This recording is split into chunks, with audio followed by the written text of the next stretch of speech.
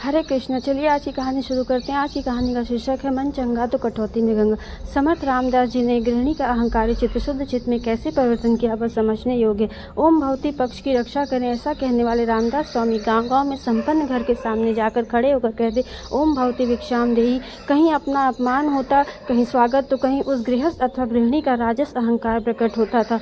वह देखकर समर्थ निर्मलता से आगे निकल जाते। एक गाँव में ऐसा हुआ कि स्वामी जी को बिल्कुल भिक्षा नहीं मिली, किंतु समर्थ जरा भी गुस्सा नहीं हुए। उन्होंने कहा, आनंद, रघुराम का नाम लिया, यह भी ईश्वर की देन है, उसका क्या दुख मनाना, उसका क्या कष्ट। समर्थ उठकर अगले गांव में गए। वहां जाने पर उन्होंने देखा कि गांव में 4 खंडों वाला एक बहुत बड़ा घर था, किंतु उस घर में रहने वाले सभी जन राजस अहंकार वाले थे। समर्थ वहां भिक्षा हेतु गए। ओम भवती भिक्षाम देही, ऐसा स्वर सुनने पर गृहिणी ने उत्तम भिक्षा लाकर दी, किंतु उस देने में ऐसा भाव होता था कि कैसे मैं गुसाई को देती हूँ, पेट के लिए कैसे प्रतिदिन चुपचाप भिक्षा लेता है, ऐसा एक घमंडी अहंकार उसके मन में छुपा था। समर्थ यह बात जानते थे। मन ही मन में हंसकर समर्थ कहते थे, रघुराया, इस गृहिणी को सुबुद्धि दो, तथा उसके पश्चात भिक्षा को स्वीकार करते थे। समर्थ की विशेष बात यह थी कि वह खाने से रस सेवन क्यों नहीं करते थे। भिक्षा प्राप्त होने पर नदी के पानी में उसे धो डालते थे। मीठा तीखा खट्टा कुछ भी नहीं चाहिए, सात्विक खाना ही लेते थे। रस चाहिए ही नहीं, अर्थात मसाले वाले व्यंजन, उसके स्वाद भी नहीं चाहिए थे। भिक्षा की झोली पानी में डुबोते थे जब तक उसका पूरा स्वाद न चला जाए, तत्पुरांत उसे खाते थे। तत्पश्चात उस स्त्री ने सोचा कि इतने दिनों में समर्थ यहाँ आ रहे हैं और मैं उन्हें भिक्षा दे रही हूँ, अब उन्हें मुझे कुछ तो उपदेश देना चाहिए। लेन देन, लोग जहाँ भगवान के साथ लेन देन करते हैं वहाँ संतों के साथ किया तो कोई आश्चर्य नहीं। भगवान, मैंने तुझे दिया, तू मुझे वह दे, यह तो लेन देन हुआ। क्या भगवान राजनीतिज्ञ हैं जो कहें कि हमारे पक्ष में आओ अथवा हस्ताक्षर मुहिम में सम्मिलित हो जाओ, फिर तुमको 3.5 कोटि देता हूँ? क्या भगवान ऐसा करते हैं? किंतु उस स्त्री ने सोचा कि यह सौदा करने में कोई अड़चन नहीं है, इतनी बार हमारे घर खाना खा कर गए हैं, समर्थ से यह बात करने में अब कोई अड़चन नहीं। समर्थ से उस गृहिणी ने कहा, समर्थ, आज भिक्षा दे रही हूँ, किंतु एक विनती है, क्या मुझे उपदेश दीजिए?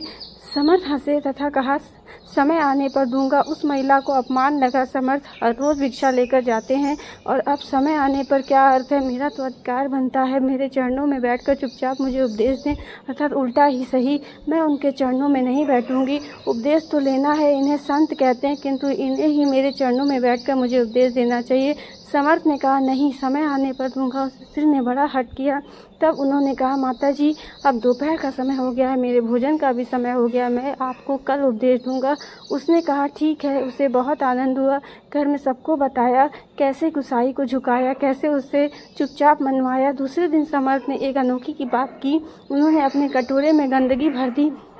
वैसे ही वह कटोरा लेकर वे उस बड़े मकान के आंगन में खड़े रहे तथा आवाज लगाई, जय जय रघुवीर समर्थ, माउली भिक्षा दो, ओम भवती भिक्षाम देही। वह गृहिणी बाहर आई। आज उपदेश प्राप्त होगा इसलिए वो बहुत प्रसन्न थी। आज पायस खीर बनाया था, बादाम, किशमिश, मुनक्के, केसर आदि डालकर उसने वह पायस व खीर बहुत स्वादिष्ट एवं पौष्टिक बनाई थी। समर्थ आगे आए तथा उन्होंने अपना कटोरा आगे किया। गृहिणी ने देखा तो कटोरे में गंदगी, कीचड़, गोबर से भरा।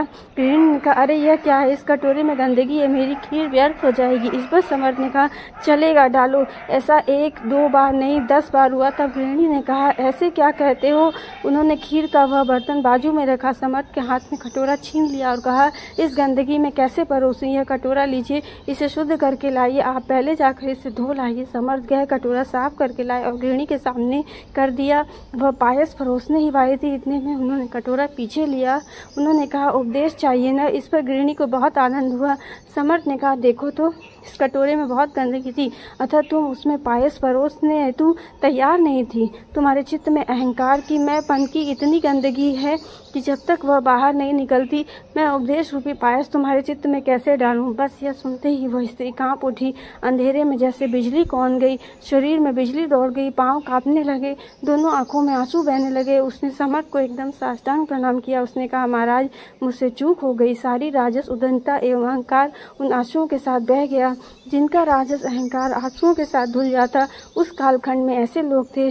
संतों के वचन हृदय तक पहुंचकर मनुष्य का परिवर्तन हो जाता है। मन चंगा तो कटौती में गंगा, यह बात समर्थ ने सबको दिखा दी। यह सही है। अतः समर्थ ने कहा, माई, चित्त थोड़ा शुद्ध कर लो, जरा उस अहंकार को हटाओ, मेरा उपदेश चित्त में समाये। पहले इतना स्थान अपने अंतःकरण में बनाओ, तब उपदेश दूंगा। इस प्रकार समर्थ रामदास जी ने उस स्त्री का अहंकारी चित्त को शुद्ध करके शुद्ध चित्त में परिवर्तित कर दिया और मन चंगा तो कटौती में गंगा। यह बात सबको दिखा दी। बाल मित्रों, इस कहानी से हमने क्या सीखा? हमने सीखा कि भगवान और संतों को अहंकार नहीं भाता। जब हमारे मन में अहंकार नहीं होता, अर्थात हमारा मन रूपी पात्र स्वच्छ होगा, तभी भगवान अथवा संत उसमें उपदेश देंगे। तब तक के लिए हरे कृष्णा, राधे राधे।